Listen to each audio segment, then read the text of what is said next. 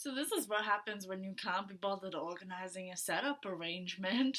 So this month really, when I'm filming this, we're still in August when I'm filming this, was my birthday, right at the start of the month. And I got some books for my birthday, but also I got some books before my birthday, which I haven't hauled yet. So this is my really large winter birthday book haul. Okay, so first off, I got a couple of colouring books. I just have to mention these were my birthday gift to myself, actually. I did use a gift card from a friend, from one of my housemates, so thank you, Emily. Other than that, yes, I kind of went overboard and got more than I'd intended, which is my gift to myself. So first, I picked up The Magical Journey by Lizzie Mary Cullen. I have the first of her colouring books, The Magical City, and I know I'm getting her Christmas one for Christmas as well. So that's this. It's gorgeous. It's similar kind of design as her previous one. Still a lot of city-based stuff. I feel like travel is her thing. So a lot of these are travel-based, but this is gorgeous. I haven't started it yet, but I'm so excited to, Then we have Imagimorphia by Kirby Rosans. This is Kirby's second one. Colouring book. The first one is Anamorphia, which is so daunting, but I love it, and this one is the same. Each of the drawings are just spectacular, but the detail is ridiculous. They're like animals and different things made out of lots of little tiny bits, and I'm just, so daunting. I have not started this one because I haven't done enough of the first one of his yet for me to feel justified starting that one yet. And then, of course, we have Magical Jungle by Johanna Basford. A Johanna Basford book can't come out without me wanting it. So this had to come home with me. I have started this. It's got this gorgeous green actual cover and the dust jacket, which is normal of Johanna Basford's work, and I've already completed the title page. And yeah, so this is jungle themed, all kinds of different stuff, but it is gorgeous as per usual for Johanna Basford. She can't do anything that's not gorgeous, let's be real. And now on to the actual books, of which there is a shit ton.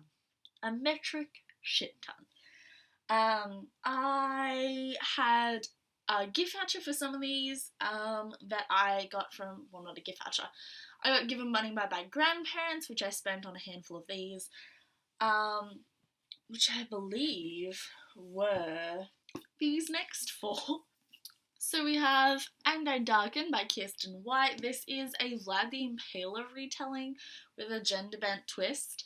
I don't know that much about this, but it looks gorgeous. This cover is really reminds me a lot of the 100, which is probably intentional because that's very popular at the moment, but the story doesn't seem anything like it. But yeah, so this looks really good. I'm excited. It's not super high on my priority list at the moment, but it's higher than a lot of things on my shelf. From that money, I also picked up Red Rising by Pierce Brown. This is a sci-fi story featuring two different groups of people on Mars and their power struggles and things. This series has a lot of rave reviews, and the author is apparently also very attractive. That was a talking point around BookTube for some time. But I've heard a lot of amazing things about this, and I really wanted to check it out, and it was available in the little paperback, which is what I wanted. So yes. Then we have The Crown's Game by Evelyn Skye. This is a new fantasy young adult, which I believe it has a lot of similarities to The Night Circus, which is what drew me to it. Someone made that comparison, and I died, so I wanted it. This is Russian with two enchanters fighting to be the Tsar's enchanter, and it sounds great. Fight to the death, love it. This is high on my priority list. And finally, from that money, I picked up Nevernight by Jay Kristoff. This is, I believe, an adult fantasy, but I know not that much else about it. An assassin, maybe? Magical assassin? It looks good. I've heard great things. I love J. Kristoff. I've read Illuminae, loved it.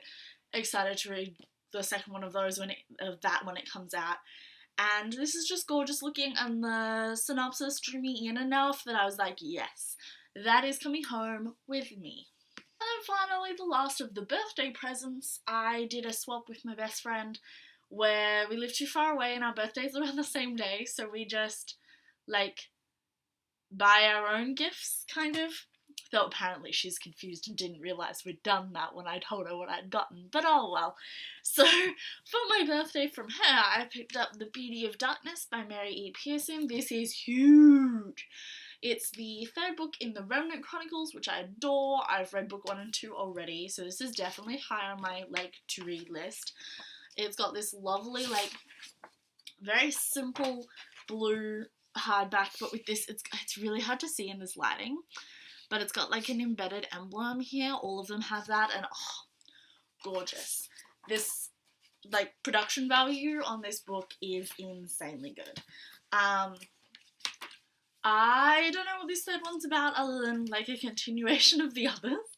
But the first one follows Leah, who I assume this is also Leah, she's on the covers of the other ones, who is a princess of a kingdom, and she's got an arranged marriage, but she doesn't like the idea of that, so she runs away, and you're following her story, but also the story of the prince who she was meant to marry, and the assassin that was sent after her to kill her, because of the fact that she ran away and is a princess. And in the first book, you don't know which of the two characters is which, between the assassin and the prince, which is the gimmick of the first book, but obviously it became so much more than that, and I am so excited to pick up this third one. The rest of the books I just picked up over the winter months, over July and August, and I will go through them now. Of course, we have Harry Potter and the Cursed Child, parts 1 and 2 by J.K. Rowling, John Tiffany, and Jack Thorne. I didn't mind this. I have faults with it. I feel like this would have been way better if I had have seen it as a play rather than read it. But always gotta have it in your collection. I don't hate it as much as a lot of other people seem to be hating it, so I was just ambivalent. I found it, this isn't a wrap up, but I found it funny and interesting, just a little bit cliched, but I feel like that's an adaptation issue, that scripts don't portray the true nature of a play, so that would be better in a play rather than in script form. So, yes. And then I picked up the book that I'm currently reading, which is Stiletto by Daniel O'Malley. This is book 2 in the... what do we actually call this? What is this series? Shekai series? I think it's actually pronounced Sheka. It doesn't say. The first one is The Rook. Let's say he was obsessed with plane crashes. This is so the first one was The Rook. This is Stiletto, which is the second one. These are supernatural, very supernatural, rather, paranormal, books focusing on a British Secret Service based on supernatural threats, like the MI5 or MI6. Oh, MI6 is the one, yeah? That's James Bond MI6. But for supernatural threats. And it's really complicated and good, and I'm really enjoying it so far, as you can tell by the fact that I'm reading it. I've just been really busy and haven't had a chance to properly dig in yet. But I'm working my way through it. This is great. Definitely recommend, but if this is not a wrap-up, I bought this. It's good. Then I picked up a couple of books by V.E. Schwab. First there is Vicious, which is... I've read already. I read this a year or two ago, but I didn't own it. I borrowed it from the library. This is a, paranormal superhero story based on the idea of, created superheroes that, create themselves, and is a big, anti-hero story, and it's so good. So good. recommended to everyone, and I was annoyed that I didn't own it, so it was on sale and I picked it up. Like, that's just what you do, right? Yeah. And then I picked up This Savage Song, which is one of the newest books by V.E. Schwab, just because V.E. Schwab. I don't know that much about this. I believe it's a monster story, like maybe urban fantasy, paranormal, but there's no romance between the two main characters, which is this book's gimmick. Apparently there have been mixed things floating around, as in I've heard other people say they've heard mixed things, but I haven't. I don't like reading a lot of reviews before I read a book because it definitely influences my opinion. So I've stayed clear, but I'm excited for this because V.E. Schwab. Like, who doesn't? Like, she's so good. Then I have The Wrath and the Dawn and The Rose and the Dagger by Renee Ahdieh. I was kind of upset that my bookstore didn't have matching sets of these. Like, they're the same size, but like they're not matching. This one's velvety, this one's not. This has got the super matte velvet feel. This one doesn't. This one has the like overlay pattern, this one doesn't. And I was annoyed they didn't match, but they were on special and they were both there, so I got them. I've been wanting to read this series for a while. This is a 1001 Arabian Nights retelling. And I love the Arabian Nights. Like, I saw so many people on BookTube who'd never read them, or heard about them, or watched the movie. Like, the Arabian Nights movie is, like, great. And this appears to be a very straightforward Arabian Nights retelling. But I'm really excited to read them, because I've heard really good things, and it is a duology. This is it. It's done, which is something my little heart loves.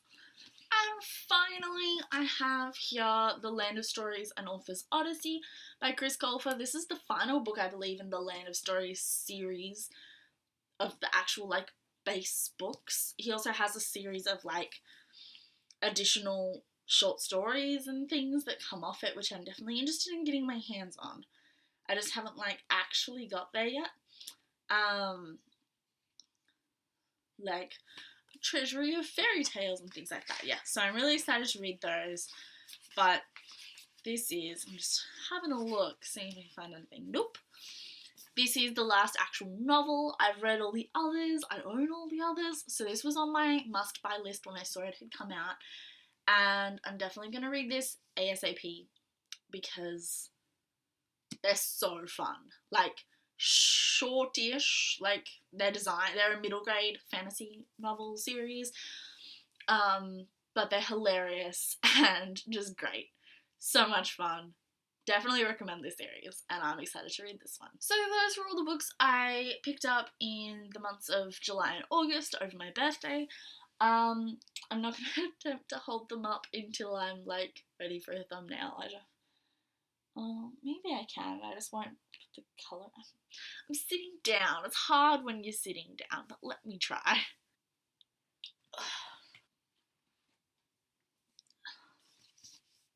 Oh, I can do it if I don't do the colouring books, I think.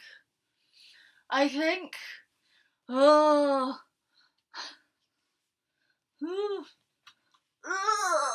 Oh my god, the bottom. These are all the books that I picked up. I'm going to be filming that thumbnail real quick before these go everywhere. I hope you enjoyed this haul. Let me know if you've read any of these and what you thought of them. There are no too in-depth reviews. I don't want to influence my opinion. But, yes. So, let me know. I will see you soon. I talked to my feet, sorry. Let me know. I will see you soon with another video. I have a wrap-up to film, but I go uni and things get busy, so who knows when I'll actually get around to filming it. I might end up making it a July, August, September wrap-up, because I'll be freer, like less busy in September. So we'll see how we go at the end of September anyway. Other than that, I will see you soon. Watch me on Goodreads. By watch, I mean look while I really struggle to update / read anything. Alternatively, Twitter. Again, I have been terrible updating. But I'll see you around with another video soon. And have a lovely day. Bye!